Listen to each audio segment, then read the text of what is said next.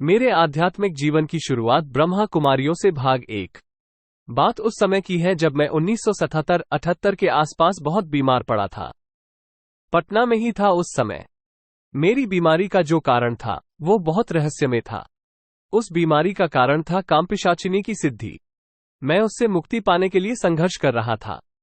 उस समय मेरी उम्र 17 वर्ष के आसपास की थी। उक्त विषय को विस्तार से समझने के लिए मेरे एक अन्य चैनल I4U में अपलोड है। उस वीडियो का लिंक इस वीडियो के डिस्क्रिप्शन बॉक्स में है। मेरे माता पिता मेरी हालत से बहुत चिंतित थे। कुछ महीने पहले से वे ब्रह्मा कुमारी ईश्वरीय विश्वविद्यालय से प्रभावित होकर उक्त संस्थान से जुड़े हुए थे और नित्य वहां जाया करते थे। मेरी बड़ी 2 बहनें भी जाया करती थीं। मेरी मां इस आशा में ब्रह्मा कुमारी आश्रम मुझे ले गई कि मुझे स्वास्थ्य लाभ की प्राप्ति हो और मन की हतोत्साह स्थिति में सुधार हो। उस समय पटना के ठीक कदम कुआं नाला रोड के पास ही वह आश्रम स्थित था। बहुत आस्था थी मां की कि वहां से मुझे लाभ होगा। वहां जाने पर मुझे कोई लाभ नजर आता हुआ नहीं दिखा। सिर्फ मां को भरोसा था कि मेरे नियमित जाते रहने से मुझे लाभ हो जाएगा। अन्य तंत्र मंत्र के कथित कई विद्वान फेल कर गए थे मुझे अपनी समस्या से निजात दिलाने में। उस बेचैन अवस्था में भी अपने को संभाले हुए था। मेरे पास अनेकों तंत्र मंत्र की किताबों का संकलन था क्योंकि मैं अपनी समस्या से मुक्ति पाने के लिए कई रहस्यमय किताबों को खरीदता रहता था। मैं कई दिनों तक उन किताबों में अपनी समस्याओं का हल ढूंढता रहा और उधर मुझे उस ब्रह्मा कुमारी आश्रम में भी सुबह या शाम को जाना पड़ता। उन किताबों के बताए अनुसार काफी कुछ करता रहा पर सब व्यर्थ साबित हो रहे थे। उन दिनों में ही कुछ नई किताबों को खरीदा था जिनमें एक ही लेखक और गुरु नाम गुप्त थे। किताब में उनका पता भी दिया हुआ था। मैंने उनसे संपर्क किया और उनका मार्गदर्शन लिया। उनके बताए हुए माता बगलामुखी के एक गुप्त मंत्र लिया और दीक्षा लेकर साधना आरंभ किया जिससे मेरी समस्या शीघ्र जाती रही और कुछ ही दिनों में समस्या से मुक्ति मिल गई और मुझे काम पिशाचिनी से पूर्ण रूप से मुक्ति मिल गई। उसके बाद उन्हीं गुरु से अन्य साधनाओं की भी कुछ दीक्षा ली और साधना संपन्न किया। मैंने सभी साधनाएं अपने घर वालों से गुप्त रहकर साधना की जिसके लिए अपना एक कमरा चुना था। खैर, मेरी मां यही समझती रही कि मेरे नित्य ब्रह्मा कुमारी आश्रम जाने से लाभ मिला। अतः नियमितता बरतने को जबरन जिद करती रही कि मैं उस आश्रम में सुबह शाम जाऊं। नहीं चाहते हुए भी मुझे आश्रम जाना पड़ता। अब ब्रह्मा कुमारी आश्रम की भी कथा सुनिए। जब मैं शुरुआती दौर आश्रम में गया तो मुझे बाहर के मुख्य द्वार पर ही लिखा हुआ मिला जो कुछ इस प्रकार है। आपके उत्तम चरित्र का निर्माण होता है। आपको सुख और शांति मिलती है। रोग मुक्त होते हैं। जगत पिता शिव का प्रेम मिलता है। इत्यादि इत्यादि अनेकों आकर्षक पंक्तियां लिखी मिली। खैर, अंदर गया। वहां की प्रमुख 2 बूढ़ी स्त्री को देखा। बहुत प्रेम से पेश आई। दोनों सफेद साड़ियों में लिपटी हुई थीं। मैंने महसूस कर लिया कि उनके प्रेम से बात करने का ढंग बिल्कुल दिखावा था और अंदर से चतुर चापलूस। इतने से ही मुझे अंतर्ज्ञान हो उठा कि इन ब्रह्मा कुमारी आश्रमों में कितना ढोंग है। फिर भी मैं चुप रहकर सहन करता रहा। देखता रहा कि किस उद्देश्य की पूर्ति के लिए इतना बड़ा ढोंग का स्वांग रचा जा रहा है। उनमें एक का नाम कुंज था और दूसरे का नाम कृष्णा। वहां 2 और जवान और सुंदर ब्रह्मा कुमारी कहे जाने वाली स्त्रियां भी थीं जो वे भी सफेद साड़ियों में दिखीं। दोनों के नाम याद तो थे किंतु अभी नाम याद नहीं आ रहे हैं। एक बात और बता दूं कि ब्रह्मा कुमारियों में जो बूढ़ी हो जाती उन्हें दादी की संज्ञा दी जाती है और जो जवां है उन्हें दीदी कहा जाता है। जो भी लोग वहां जाते हैं उन्हें भाई कहा जाता है, अर्थात भाई बहन के रिश्ते में बंधकर रहते हैं। इन्हीं में एक पुरुष भी होता है जो सेवा संभाल के लिए होता है। योजक चिन्ह। तो उस समय वहां पर बैजनाथ नामक एक युवक था। शायद कुल 5 सदस्य मिलकर आश्रम चला रहे थे। वैसे तो पूरे देश भर में कई जगह पर ब्रह्मा कुमारी आश्रम हैं जो आश्रम चला रहे हैं और सभी आश्रमों का मुख्यालय माउंट आबू में है। तो पटना कदम कुआं वाले आश्रम की बात यहाँ की जा रही है और यहाँ के जो नियम कानून हैं और जो ज्ञान बांटे जा रहे हैं वे सभी बातें सभी आश्रमों के एक जैसे ही हैं और निश्चिंत भी हो गया कि सभी आश्रमों में ढोंग किया जा रहा होगा, जो कि बाद में सही पाया। हाँ, तो मैं जब वहां गया तो पता चला कि नए लोगों को 7 दिनों का एक प्रशिक्षण दिया जाता है। उसके बाद उन्हें विधिवत क्लास लेने की अनुमति मिलती है। अब इन 7 दिनों की विशेष पाठ्यक्रम की जानकारियों को भी समझें। हमें एक कथा सुनाई जाएगी जो इस प्रकार की है। उस समय में मुझे बताया गया कि 100 वर्ष पहले कोई सिंधी बाबा रहा करते थे जो धार्मिक विचारों वाले थे। जन्मतिथि का पता शायद ब्रह्मा कुमारियों को भी पता नहीं। उनका नाम लेखराज था, जो हीरे मोती आदि के व्यापारी थे। उन्हें एक दिन आकाशीय दिव्य संदेश मिला कि वे ही ब्रह्मा हैं और सृष्टि विनाश कर उन्हें नया युग सतयुग लाना है। सतयुग के प्रथम देवता श्री कृष्ण होंगे और भी बहुत सी बात जो आपको अपच पैदा कर देगी। तो कथित ब्रह्मा लेखराज को आकाशवाणी द्वारा ये भान हुआ कि इस कलयुग से सतयुग लाने के लिए कन्याओं का योगदान अति आवश्यक है। अतः वे कन्याओं का चयन किए और अपना ज्ञान फैलाना शुरू किए।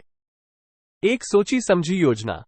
छोटी बड़ी कंपनियां एवं होटल्स में भी रिसेप्शनिस्ट के रूप में सुंदर महिलाओं को नियुक्त कर दिया जाता है, जिसकी नकली मुस्कुराहट से ग्राहक फंस जाते हैं। लेखराज के अनुसार सतयुग, त्रेता, द्वापर और कलयुग, इन चारों युग सिर्फ 5000 वर्ष में पूर्ण हो जाते हैं, अर्थात एक युग की आयु सिर्फ 1250 वर्ष की ही है। वर्तमान युग जो चल रहा है वो अपना 1250 वर्ष पूर्ण करने जा रहा है, जो अब सृष्टि विनाश होने की ओर इशारा कर रहा है। अभी जो युग चल रहा है उसे संगम युग कहा जा रहा है, जिसमें कहा जाता है कि कलयुग का अंत और सतयुग की शुरुआत हो चुका है।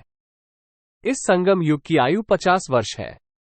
जिस समय ये बात मुझसे कही गई थी उस समय 1978-79 चल रहा था और संगम युग की घोषणा 1950 के आसपास हुई थी। आज 2023 हो चुका है और वर्तमान समय में कथित ब्रह्मा लेखराज के अनुसार न सतयुग आया न श्री कृष्ण का जन्म हुआ। ये बात तो दूर, श्री कृष्ण की माता का भी जन्म नहीं हुआ। आप समझ सकते हैं। यदि आप उनसे पूछेंगे कि कृष्ण की माता कौन बनेगी तो वे लोग कहेंगे कि श्री कृष्ण अजन्मा है, अतः वे आकाश से टपक पड़ेंगे। पर लोग उनके सम्मोहन में फंसे हुए हैं और उनके झांसे में आए हुए हैं। संगम युग के 50 वर्ष कब के पूर्ण हो चुके हैं और अब 80 वर्ष से ज्यादा होने की ओर है। उनकी बात गलत साबित हो चुकी है।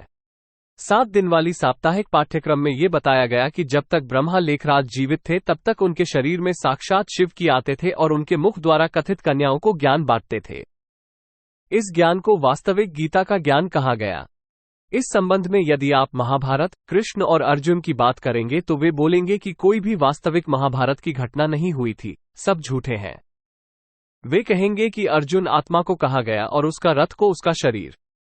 इसी शरीर रूपी रथ में सवार होकर श्री कृष्ण गीता का ज्ञान दिया। मतलब ये हुआ कि शिव लेखराज के शरीर में आए और कन्याओं के समूह को जो ज्ञान दिए वही सच्चा गीता ज्ञान है। अर्थात वर्तमान गीता के सभी ज्ञान गलत हैं और लेखराज के शरीर में सवार परमेश्वर जो ज्ञान दे रहे हैं वे सही मायने में गीता ज्ञान है।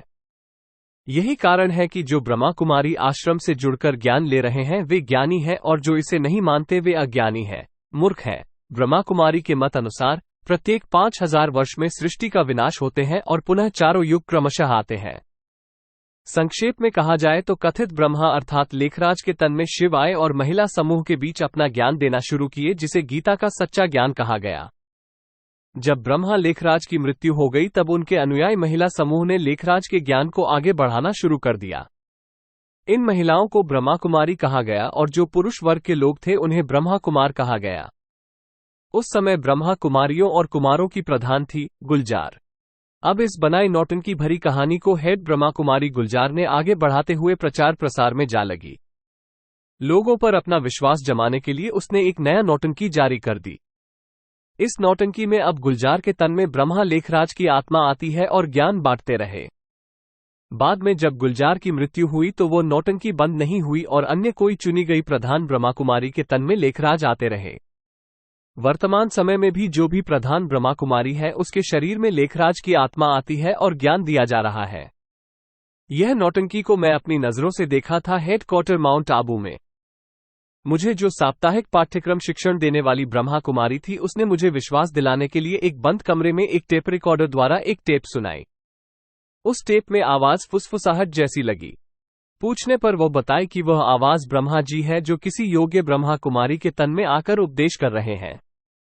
मेरा तो मन संदेह से भर गया था, लेकिन अपने चेहरे पर नकली भाव बनाते हुए कह दिया कि मुझे विश्वास हो चुका है। अब जब भी मन में कोई प्रश्न आता तो वो बोलती कि जब ब्रह्मा बाबा स्वयं सब कुछ बता रहे हैं तो व्यर्थ के प्रश्न क्यों। मेरा साप्ताहिक पाठ्यक्रम पूरा हो गया था और अब सामूहिक रूप से नित्य योग करता रहा और 2 घंटे फालतू के उपदेश के नाम पर बकवास सुनता रहा। एक खास विशेषता है वहां के अनुयायियों में कि कोई एक प्रश्न का समाधान किसी से मांगेंगे तो वे जो उत्तर देंगे वह उत्तर अन्य लोगों के उत्तर से भिन्न होंगे। एक जैसे उत्तर कभी नहीं होंगे। उक्त ब्रह्मा कुमारी के संबंध में अच्छी जानकारी हासिल कर ली थी और निष्कर्ष में यही निकला कि एक बहुत सोची समझी एक चाल है जिसके सम्मोहन में वहां जाकर लोग फंस जाते हैं। उसके हेडक्वार्टर आबू में मैंने महसूस किया कि वहां खाने पीने की सामग्रियों में कुछ मिलाया जाता है जिससे लोग वशीभूत रहते हैं। वहां की कुछ खाद्य सामग्री भी अपने ब्रांचों को भेजी जाती है जिसे अन्य ब्रांच वाले ब्रह्मा कुमारी उसे प्रसाद के रूप में बांटते हैं जिसका प्रभाव वहां जाने वालों को पड़ता है। दूसरी एक और बात, हेक्वतार में जितनी भी मंझी हुई ब्रह्मा कुमारियां और बुई महिला है उनके चेहरे में नकली मुस्कान और अंदर से कायन्यापन की झलक मिलेगी जिसे कोई अंतर्ज्ञानी आसानी से महसूस करता है। इनके ढोंग के पर्दाफाश के लिए भी लोग कुछ कर नहीं पाते। ये ब्रह्मा कुमारियां बड़े बड़े पदाधिकारियों के घर जाकर राखी बांधती है, पर अधिकारियों को इतनी फुर्सत कहां, वे तो राखी बंधाकर खुश हो गए और उनके बारे गहराई से पता नहीं कर पाते। मुझे अपनी साधनाओं द्वारा उत्पन्न अंतर्ज्ञान था कि मैं उन लोगों के सम्मोहन से बच गया, अन्यथा मैं भी फंसा हुआ रहता। वे लोग बहुत मनोवैज्ञानिक तरीके से लोगों को फंसाते हैं और सम्मोहित रखते हैं। बाहरी ज्ञान इन्हें कोई प्रभावित न कर दे, इसलिए वे सब टीवी, सिनेमा, बाहरी भोजन और अन्य कोई विज्ञान से परहेज करने कहेंगे और बार बार अपने उपदेशों में उलझाए रखेंगे। बहुत कुछ है बताने के लिए कि वे सब कब और कैसा चाल चलती है। विस्तार से बताना आरंभ करूं तो अनेकों वीडियो बनकर तैयार हो जाएगी। उस जाल से निकलने के बाद मैं अपनी आगे की इच्छित साधनाओं की ओर बढ़ा। क्रमशः